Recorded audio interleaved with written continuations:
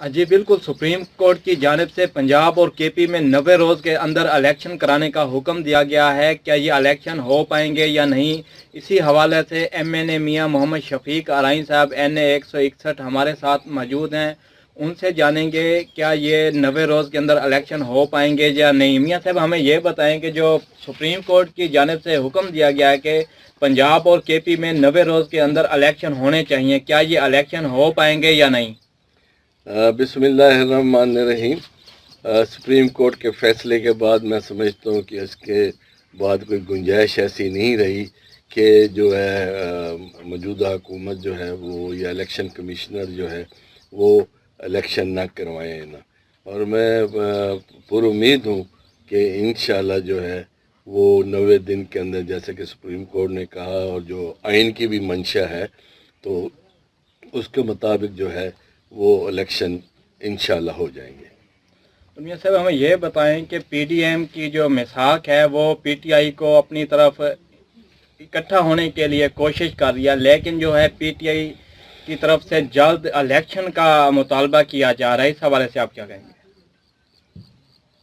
PDM की तरफ से तो जल्द इलेक्शन की, तो वो तो इलेक्शन से हमेशा भागने की कोशिश ही की है। अब तक भी सुप्रीम कोर्ट तक भी उनके जो थे ना, कि वो तो कोशिश थी उनकी, और न कि हम किसी न किसी तरह इस इलेक्शन को आगे ले जाएं अक्टूबर तक के ना, लेकिन वो मुमकिन नहीं हो सका। और न क्योंकि ये एक आइनी मसला था और सुप्रीम कोर्ट ने हमेशा के लिए इसको हल कर दिया ना। और इसके साथ हमें यह बताएं कि जो मईशत का हाल है उसमें हर चीज़ महंगी है, आटा, दालें, रोज़मर्रा की अशिया, तमाम ही चीज़ें महंगी हो चुकी हैं।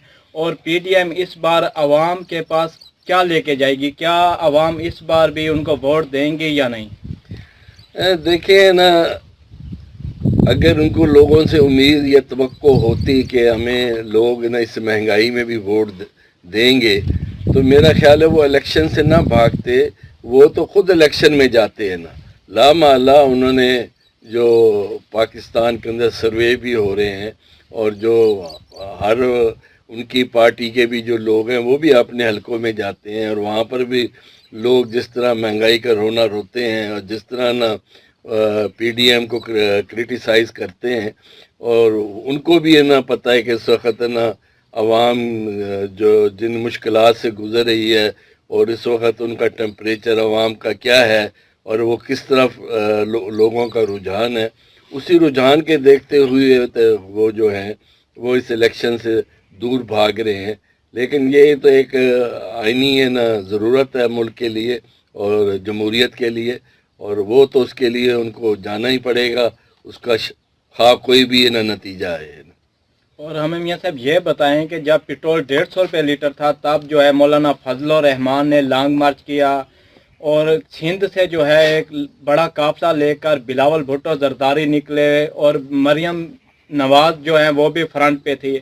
आज ये सब लोग पीछे हैं, बिल्कुल नज़र नहीं आ रहे, और अवाम क्यों खामोश है।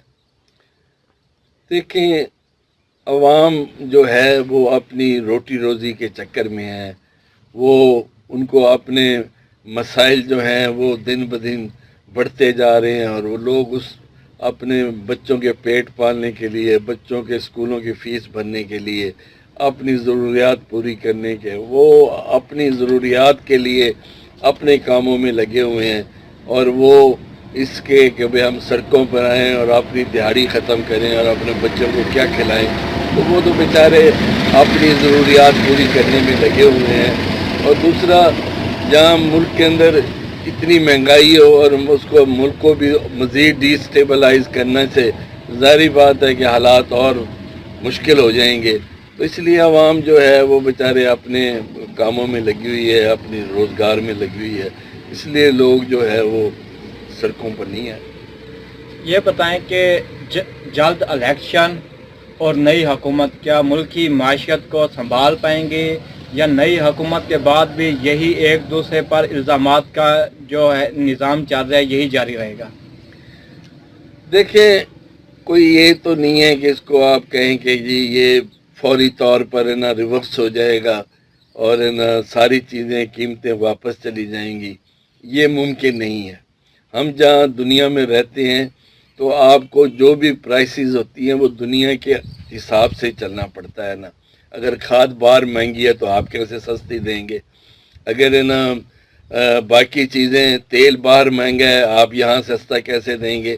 یہ تو سب ڈپینڈ کرے گا کہ اس وقت جو انٹرنیشنل مارکیٹ ہے، بین الاقوامی مارکیٹ ہے، اس میں چیزوں کے کیا ریٹ رہتے ہیں نا. ایک بات رہی.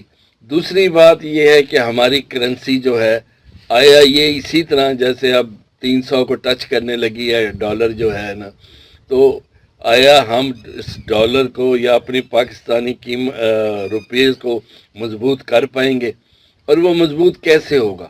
یہ بڑی ایک سمپل سی بات ہے. کوئی کسی کو ہے، دو ہی چیزیں ہیں.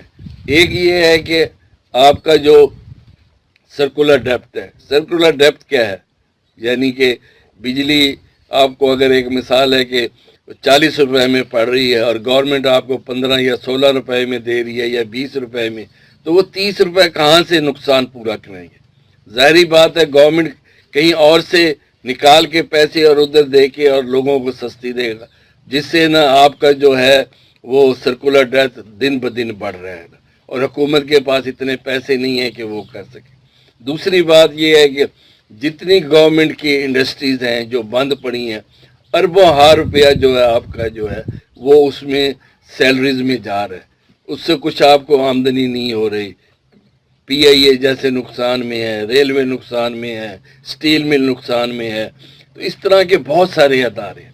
ان کو جب تک ہم اپنے گلے سے نکال پھینکیں گے نہیں، جب تک یہ ہمارا جو قرضہ جو دن بدن بڑھتا جا رہا ہے، اور نا اس کے لیے کون؟ آپ اور میں اس کی تنخواہیں دے رہے ہیں نا، یہ ملک ہی دے رہا ہے.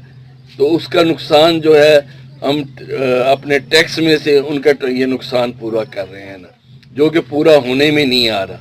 تو اس لیے جب تک ہم ان چیزوں کو بیچیں گے نہیں، سیل آؤٹ نہیں کریں گے، ان سے ہم اپنا چھٹکارا، جیسے پی ٹی سی ایل کو ہم نے بیچا، تو اس کو بھی ہمیں بیچ کے جب تک چھٹکارا حاصل نہیں کریں گے، اس وقت تک ہماری جو چیزیں ہیں وہ بہتر نہیں ہو سکتی.